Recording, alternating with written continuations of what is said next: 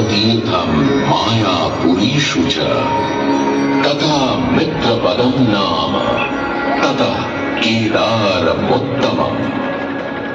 आस्था, श्रद्धा एवं सबसे प्राचीन सभ्यता का साक्षी है यह वाराणसी शहर।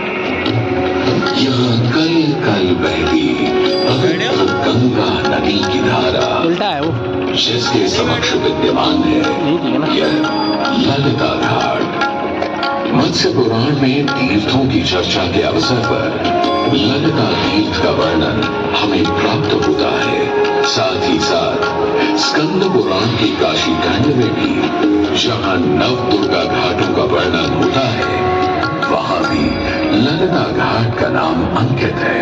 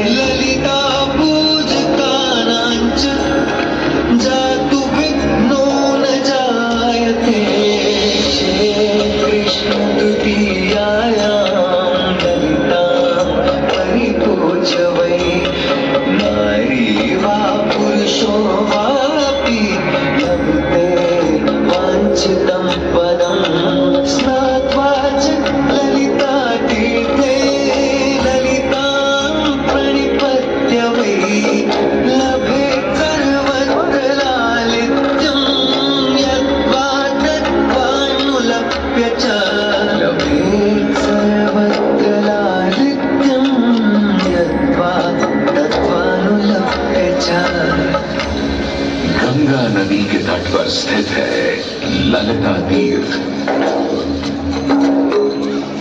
यहाँ क्षेत्र रक्षा करने वाली दुर्गा रूपी ललिता गौरी का निवास है,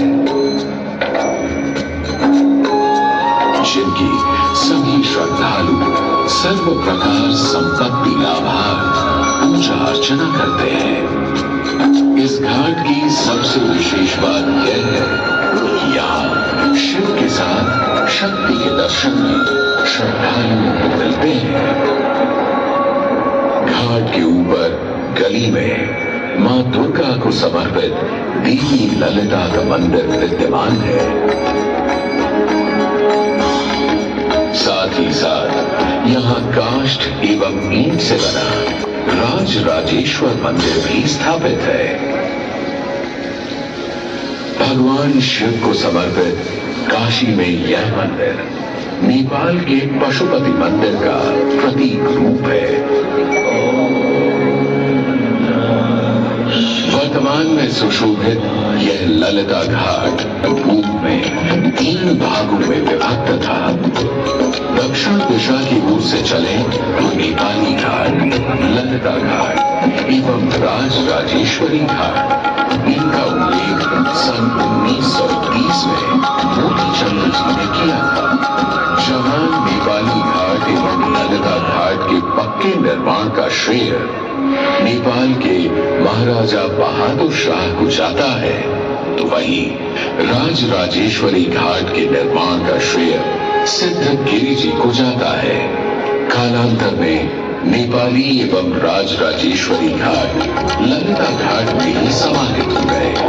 ऐसी मान्यता है कि अश्विन मास की कृष्णा तृतीया के दिन ललिता तीर्थ में स्नान कर देवी के दर्शन करने से श्रद्धालुओं की सभी मनोकामनाएं पूर्ण होती हैं।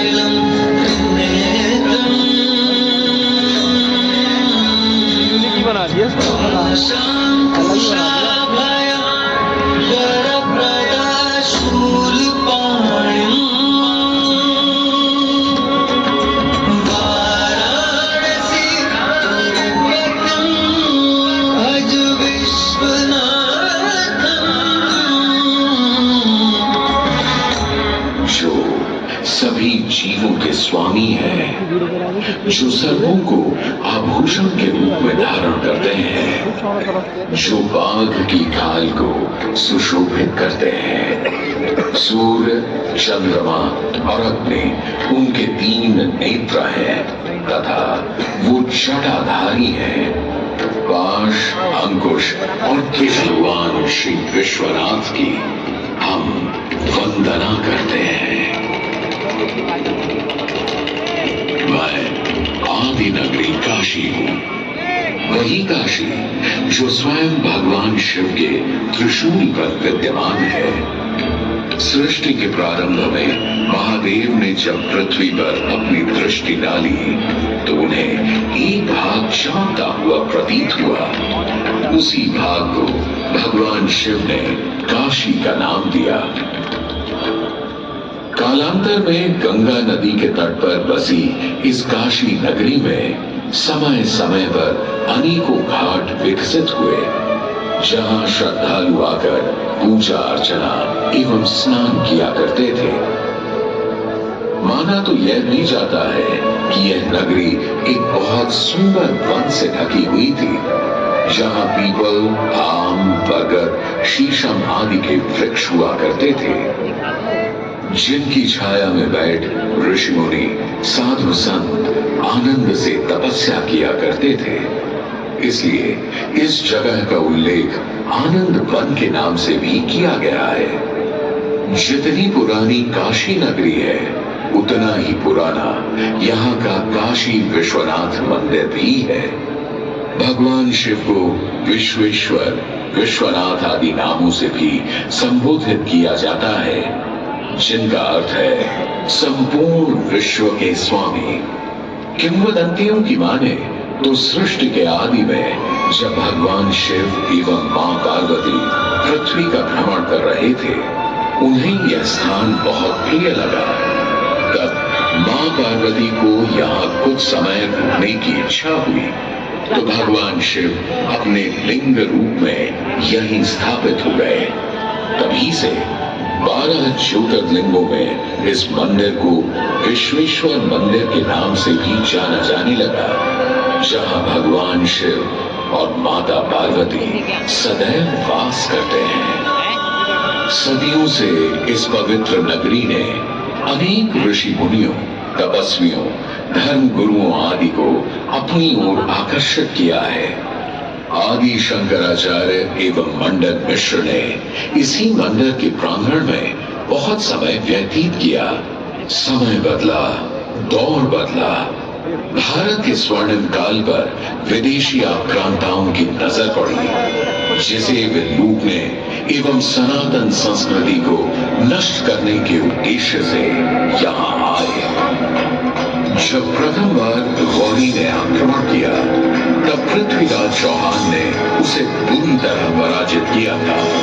अंत में उसने क्षमा मांगी और वचन दिया कि ऐसी गलती दोबारा कभी नहीं होगी। अतः पृथ्वीराज चौहान ने उसे छोड़ दिया। संभवतः यह एक दुर्भाग्यपूर्ण निर्णय था, क्योंकि अंततः गौरी ने पृथ्वीराज चौहान को धोखे से हराया। तत्पश्चात उनके साथ बहुत बुरा व्यवहार किया तथा उनकी दोनों आंखें भी निकाल दी।